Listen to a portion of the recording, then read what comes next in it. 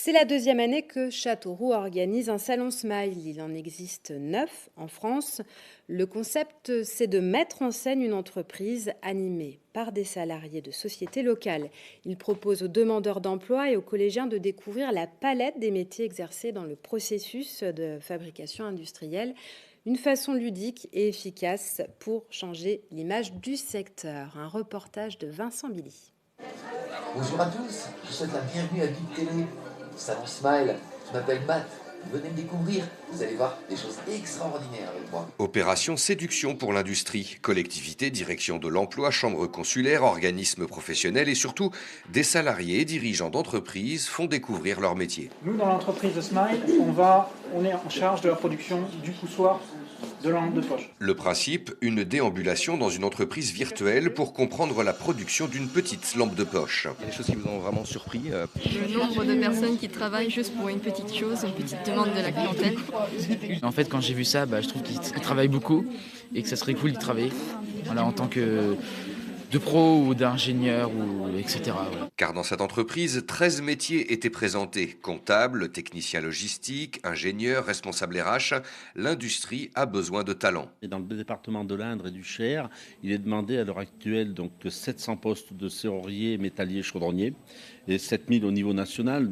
Ce qui prouve bien que c'est un métier qui a besoin d'être remis sur l'avant de la scène. Et qui est mieux placé pour vendre ces métiers en tension que les jeunes eux-mêmes? Des salons comme ça, certes, ça peut faire découvrir notre métier, le transmettre, le diffuser à des personnes qui, eux, n'ont pas la chance d'avoir des personnes, des membres de leur famille qui font partie de ce métier-là. Tanguy est chez nous pour faire son CAP de serrurier chaudronnier. Ensuite, il continuera sur un brevet professionnel, un bac pro, avant de se diriger sur un BTS, ce qui lui permettra d'avoir tous les moyens pour pouvoir éventuellement s'installer à son compte dans une dizaine ou une quinzaine d'années.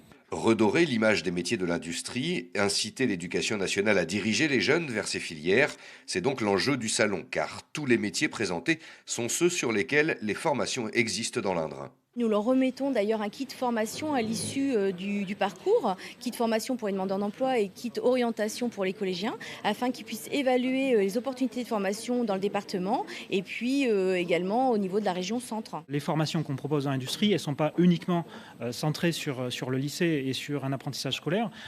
On a des ateliers dans nos murs, mais on a aussi beaucoup de stages en entreprise. Un élève qui nous rejoint en bac professionnel, il a 22 semaines de stage.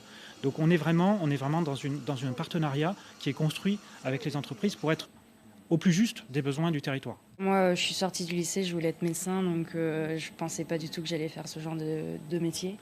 Et en travaillant dans une école d'ingénieur, je me suis rendu compte qu'il y avait énormément de métiers qui touchaient à l'industrie que je ne connaissais pas du tout et qui sont intéressants mine de rien. Sur les 560 collégiens, combien choisiront l'industrie? Difficile de le prévoir, mais l'opération a forcément été convaincante. Et c'est le salon de Châteauroux qu'a choisi de visiter la secrétaire d'État auprès du ministre de l'Économie et des Finances.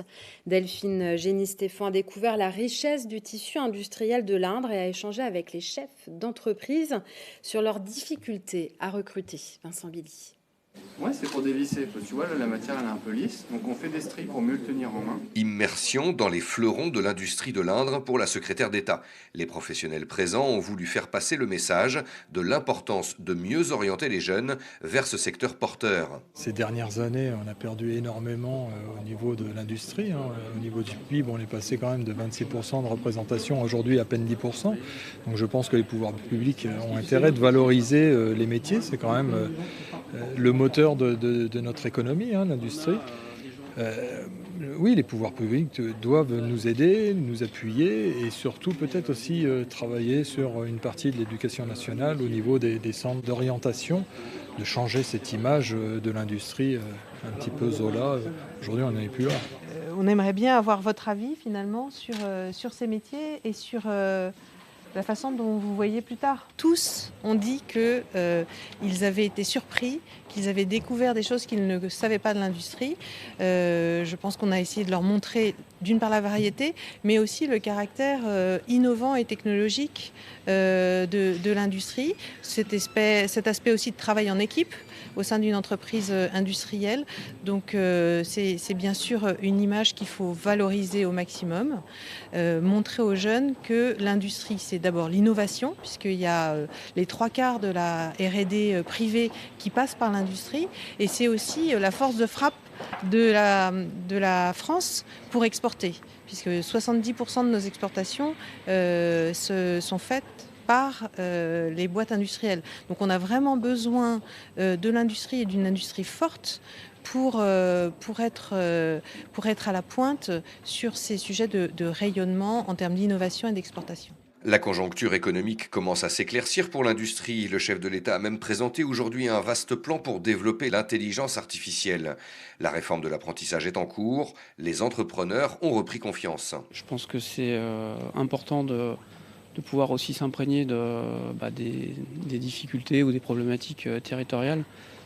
Compliqué aussi en quelques minutes de pouvoir avoir un état des lieux complet, mais on a senti beaucoup d'écoute et des propositions qui sont en cours d'études. Je pense qu'aujourd'hui, elle ne pouvait pas nous apporter de réponse, mais elle voulait une prise de contact sur le terrain avec des chefs d'entreprise pour voir nos problématiques.